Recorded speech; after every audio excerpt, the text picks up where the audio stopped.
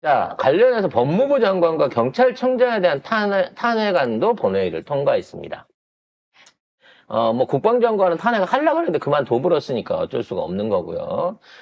이제 마지막 남아있는 쿠데타의 동조 공범 중에 하나가 박성재 법무부 장관이죠.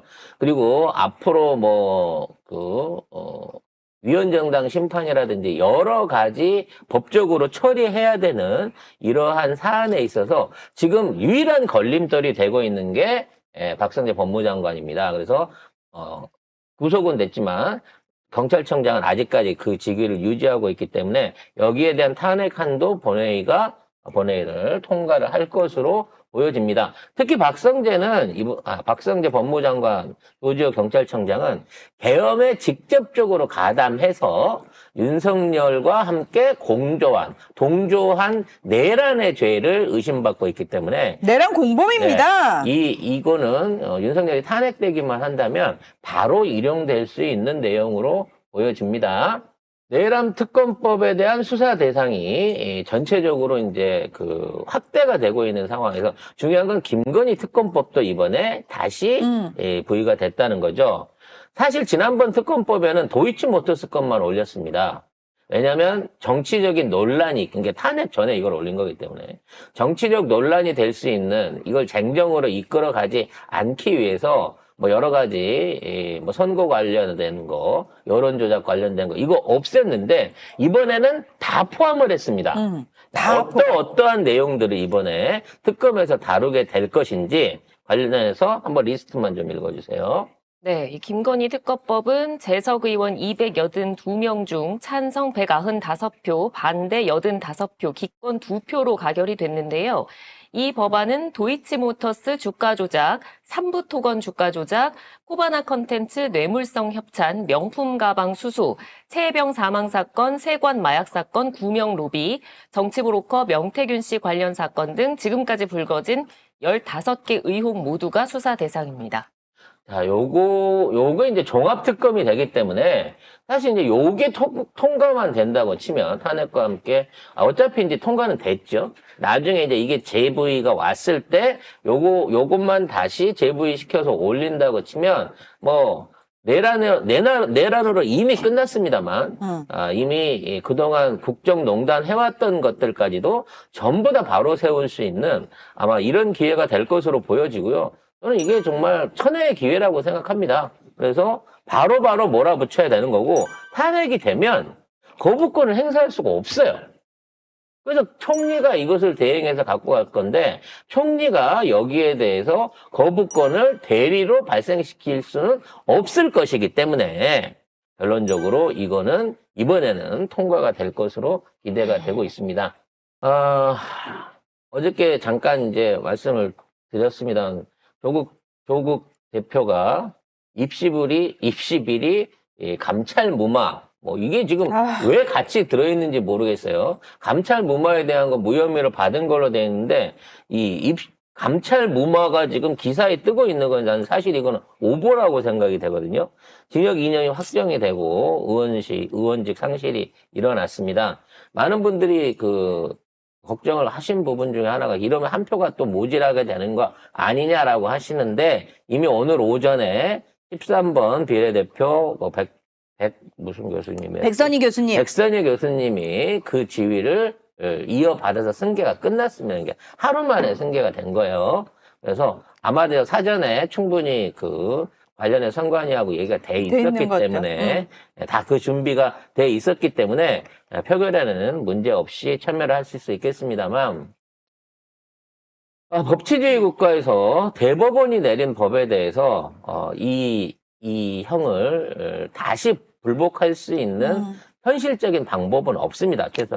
그래서 현재로서 조국 대표는 2년형을 실형을 살아야 되는 위치에 가는 거죠. 근데 이건 누가 봐도 사법권을 통한 일종의 정치적 또는 매우 편협한 일방적인 수사인 거예요. 결론으로 말하자면 아들이 미국에서 쪽지 시험을 보는데 그걸 한국에 있는 아버지가 전화를 해줬다 그래갖고 그 과정이 미국에 있는 대학의 그러니까 시험 업무를 방해를 했다고 하는, 미국에서도 말 안 하고 우리에서도 말 안 하는, 여지까지 한 번도 그런 류의 처벌을 받아본 적이 없는 제목으로 그것도 징역 2년이 나왔거든요. 그러면 아들 시험 도와주는 모든 부모는 다 징역 가야 돼요, 이제. 근데 이런 결론이 21세기의 민주공화국이라는 대한민국에서 대한민국 최고의 법학자를 상대로 법원이 내리는 결론이다라는 걸 보면 진짜. 정말 이 사법체제는 한계가 진짜 분명히 있구나. 그러니까 법은 좋지만, 법의 취지는 좋지만 법을 어떻게 쓰느냐에 따라서 이렇게까지 말도 안 되는 악용이 되는구나라는 걸 보게 됩니다. 안타깝지만 저는 이러한 실현이 정치인으로 나섰던, 그리고 짧은 정치 일정을 이어왔던 조국 대표에 대한 일종의 또 하나의 전환점 내지는 기폭점이 될 거라고 생각합니다. 안타깝지만 현재 있는 상황에서 조국 대표가 돌아가기 위해서는 다음 정권에서 사면을 해주는 대통령 사면밖에 없을 것인데, 윤석열은 이미 탄핵이 됐기 때문에 그러한 권한을 발휘할 수 있는 상황이 아니라서 빨리 새로운 대통령이 들어와가지고 사면 복권을 해주기 전까지는 지금 있는 상황에서 조국 대표를 다시 우리 일선에서는 볼 수 없게 되겠죠. 아마도 5, 6개월 이상의 시간이 걸릴 걸로 보여집니다. 하지만 이 모든 것들 내려놓으시고 본인의 마음 잘 추스리고 건강 잘 추스린다고 하면 다시 돌아올 조국에게는 그동안 우리가 보지 못했던, 그리고 그만큼 얻지 못했던 더 큰 정치적 성취와 기회가 열릴 것으로 보고 있기 때문에, 안타깝지만 우리 시민들이 그 안타까움을 지금 이 정부를 끌어내리기 위한 에너지로 전환해서 조국 대표의 이와 같은 어떤 참담한 희생을 기억하고 좋은 계기로 삼아야 될 것입니다. 그래서 그런지 모르지만 예전 같으면 언론에서 막 이걸 비난하면서 막 이재명 대표 사법 리스크 같이 엮어가면서 하고 있는데, 여기에 대해서 부정적이거나 조롱적인 기사를 못 써내고 있어요, 지금. 이 언론의 분위기가.